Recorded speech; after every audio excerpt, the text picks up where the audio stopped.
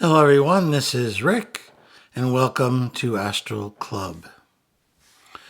This is a question and answers, and it's going to be on the topic of ancient alien invasions, including the two different videos that I did, one about the Anunnaki and one about these nameless aliens. And let's cover your questions. But before we get into it, just want to mention Patreon. If you'd like to support the channel on Patreon, you can do so by going down to the description section and clicking on the Patreon button. When you join, you get advanced episodes on Sunday, commercial free, a library of downloaded episodes for your podcast app, and a Patreon email where we can talk back and forth. And I thank everybody who has signed up. Private lessons, if you'd like a lesson to learn how to astral project, be more than glad to work with you. All you have to do is go down to the description section and find the email there and request some more information. Before we get into it, real briefly, just want to ask you for a favor. Looks like my kidneys are laying down on the job a little bit, so if you can send some healing energy or prayers my way, I'd very much appreciate it. As the Native Americans believe, you should never pray for yourself. That's the job of others. Well, I hope that I can count on some Astral Club members, some of you powerful people, to do what you can to help out and get those kidneys kick-started again. Okay, let's get into it. Questions and answers about alien invasions.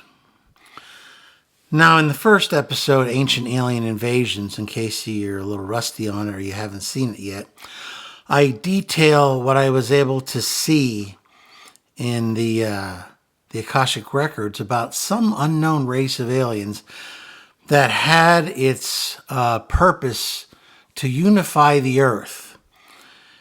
And there's a couple different ways you can think about that. Unifying the earth could be a great way to help us out and help us to progress as a race. The other way of looking at that is that before you conquer a planet, it helps if they're unified, because that way you only have one person to give orders to, and then it goes down the chain of command. Trying to give orders to, hundreds of different little countries is not very practical. And it's certainly not something that an advanced alien race would be all that interested in. So it's probably one of those two things. Here's hoping it's the former and not the latter, but I have my suspicions. Miles Nuages said that he's always been weary of organized religions with political aims, but there's value in ones that focus more on personal practice, charity, spirituality, less on ideology and social regulations. I would agree with him on that. The Eastern ones seem to have a better preserved focus that is less corrupted. But Judaism, Christianity, Islam, they have their mystical branches too, but there's been some obvious tampering there with the various gods who call themselves Yahweh and Baal and a number of other types of gods. So it's something that we should be concerned about, and we should watch whenever we're being drawn to some sort of a unification. We should be very, very wary of that idea. Mr. Human says that an Austrian clairvoyant philosopher, Rudolf Steiner, and I am familiar with Steiner's work, he talked about an entity which he called Ahriman.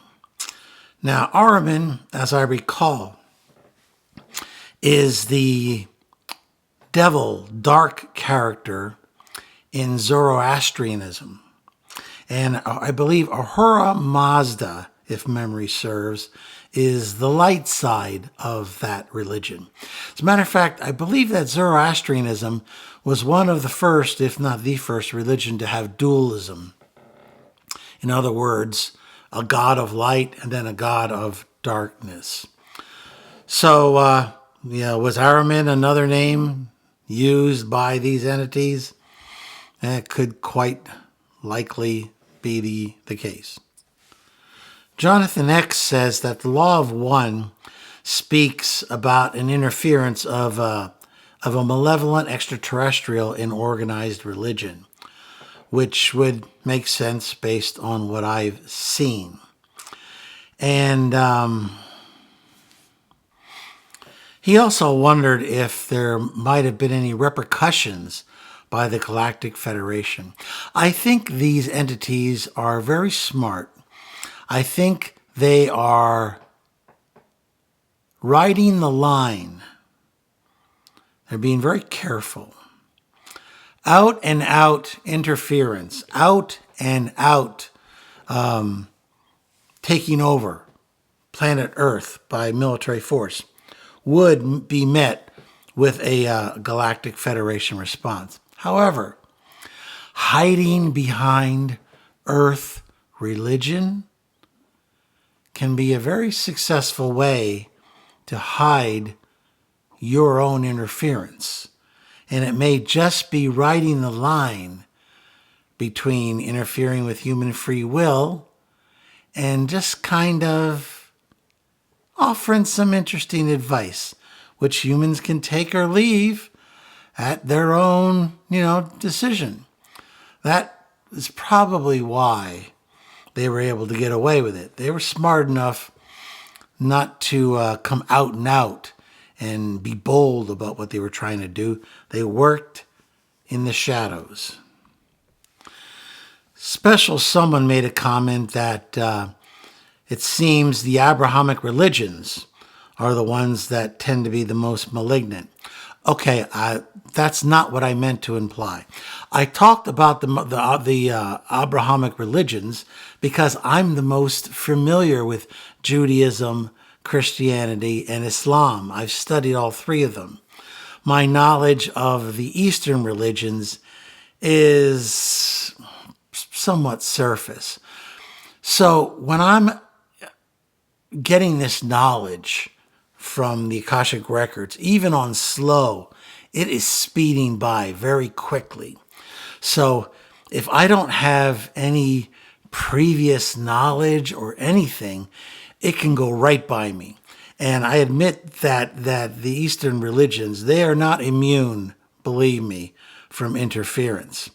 It's just that because of my own individual quirks of intellect, I'm much more confident in my abilities to talk about the Abrahamic religions and how they have been interfered with because I'm much more familiar with them. So you shouldn't draw any conclusions other than the fact that I have a limited intellect. That's it. Harry Kanger asks, so what's the purpose for such aliens on this planet? Aren't there enough planets in existence for them to go and make their own way? Why do they spend so much time trying to rule this one? Well, based on my experience, yes, there are a lot of planets. However, the number of planets who are in a similar development to ours, i.e., they have access now to some level of technology. They have some amount of population, which only comes with technology. Otherwise, you don't get the population that you need. And the resources of this planet, the biosphere of this planet, it has a lot of very special things that are desirable. And there's not so many planets that are as good as Earth that you can just pick and choose. Also, Earth is in a local group, and there's some other civilizations that are in the local group. They have an easier time getting to Earth than they might get to some parallel Earth on the other side of the galaxy. So those are some of my theories.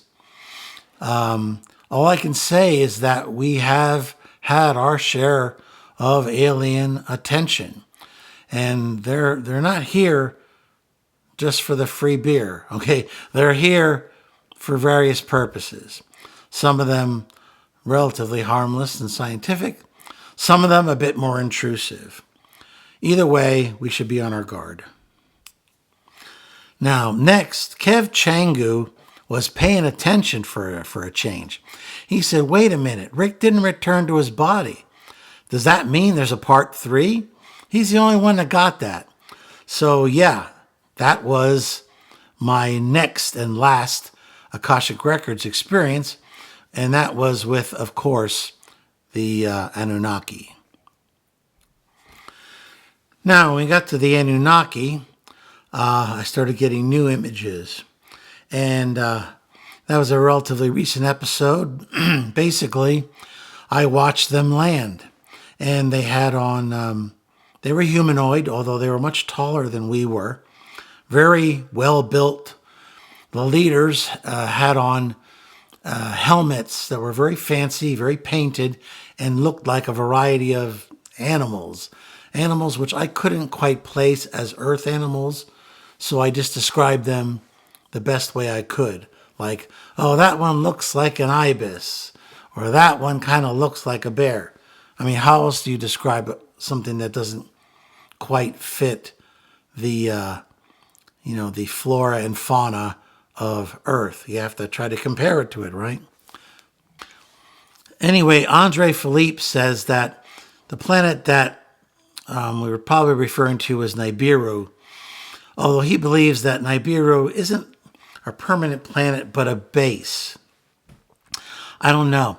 I know that supposedly they needed minerals as well as gold because they were having some sort of a environmental problem. But, that's pretty much what I find out about them. Alex LVMKD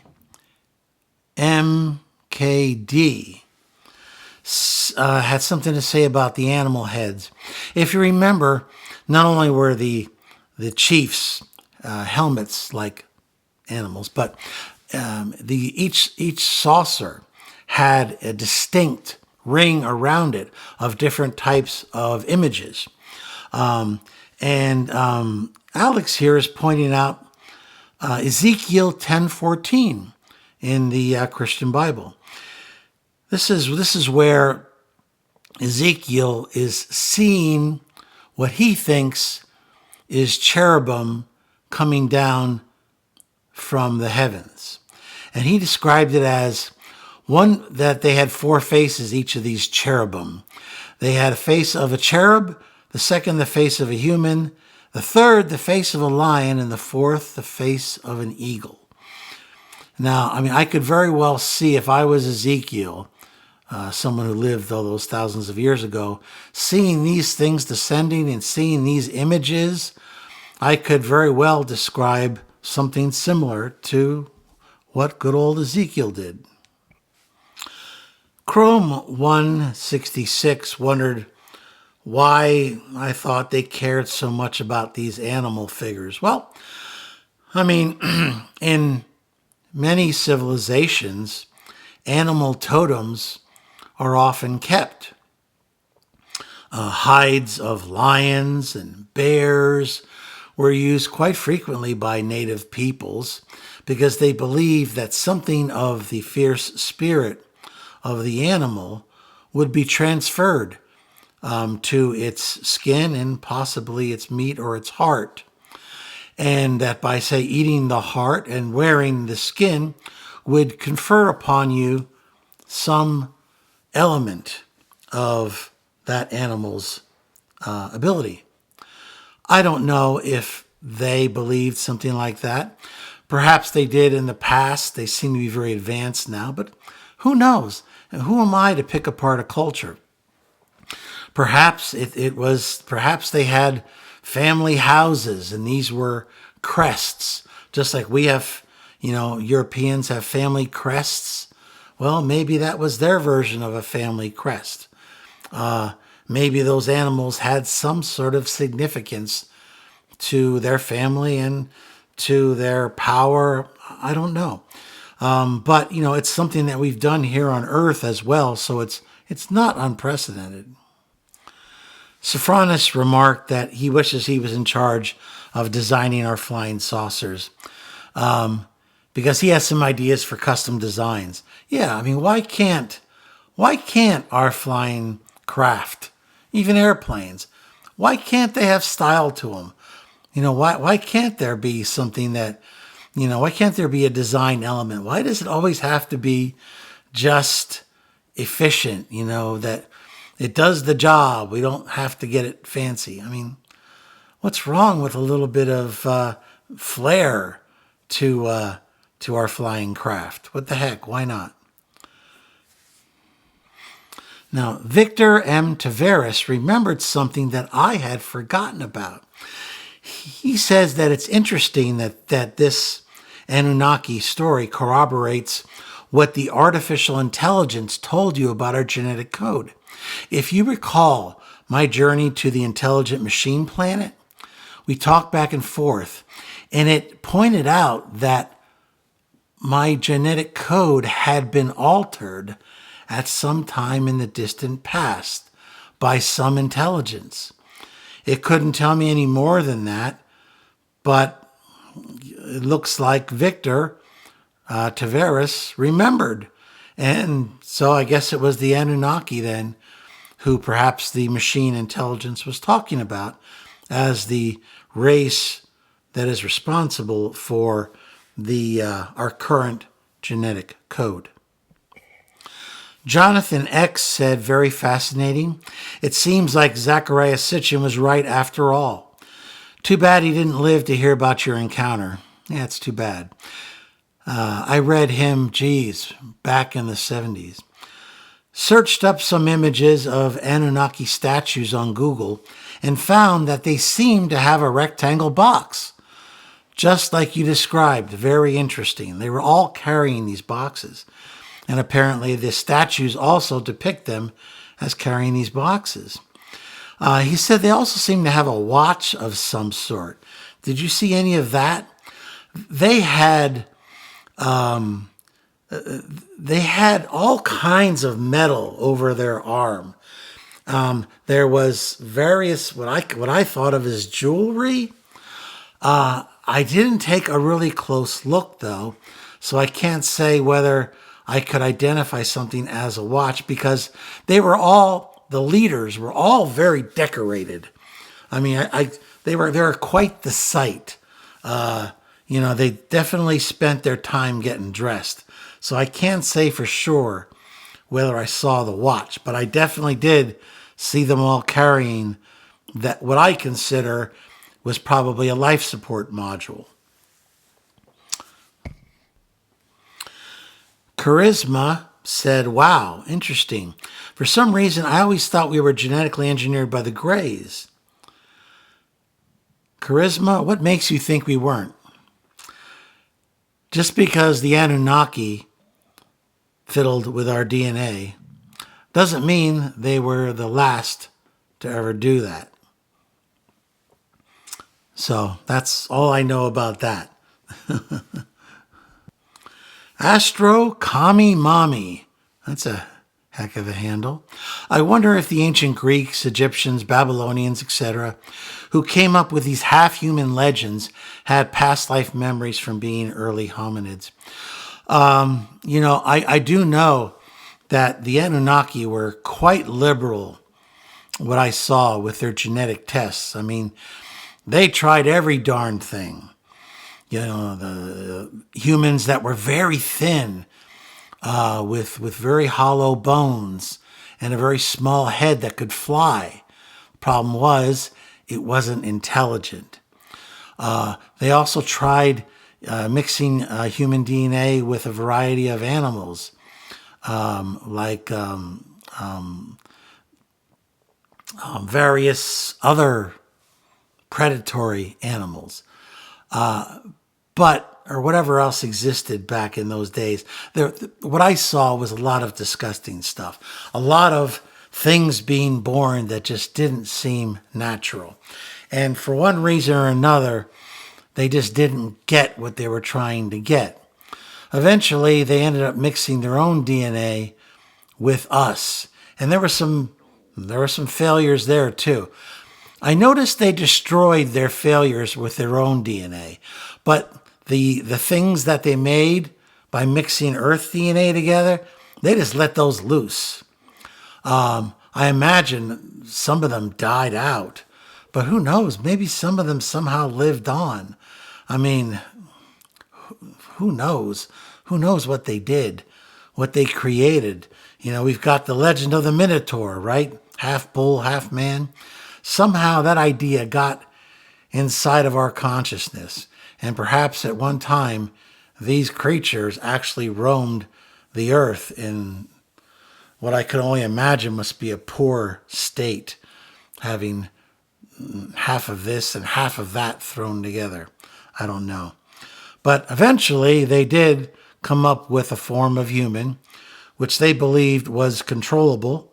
They had to decrease the intelligence a bit because they didn't want us to get too smart. Nobody wants smart slaves. They also had to end up decreasing our lifespan to 100 years. Because who needs long-lived slaves? Long-lived could mean intelligent, which can mean problems. So when they were able to find a way for us to reproduce ourselves, then they no longer had to worry about constantly making new copies. And so once that was out of the way, well, then they didn't have to worry about it anymore. The slave race would increase all on its own. Creative777 asks, were there female Anunnaki among the aliens? Yes, I would say there were. They weren't quite as tall as the males. I only saw females who were of the officer class, like the high nobility class, whatever you want to call it. All of the workers that they had brought with them looked to me to be male or at least neuter. I wouldn't describe any of those as female, but there definitely were some female noble Anunnakis. They were also very well built. Their skin was blue, and they looked. I mean, they looked a little bit more rugged for a female than my preference is. But hey, everybody to their own, right? I mean, these women were warrior women. Okay, they were buff, and they were also, they were wearing armor too, and they were pulling their fair share of, running the little guys. So, there was feminism long before there was feminism, apparently. Lastly, I want to say that my experiences, my opinions are my own. I don't mean to tread upon any religious or other beliefs that you have. That's not my job. In fact, most religions depend upon faith as a major article of being a part of that religion. And faith does not require proof. So, I wouldn't say that anything that I've said here should endanger any belief or faith that you have, should you have any particular religion. Okay, I hope you enjoyed this. If you did, hit the like button. Share it with those of like minds. Subscribe if you haven't already. And questions and comments, keep them coming. Who knows, they might be part of a future questions and answers episode. And as always, this is Rick, and I will see you on the astral plane.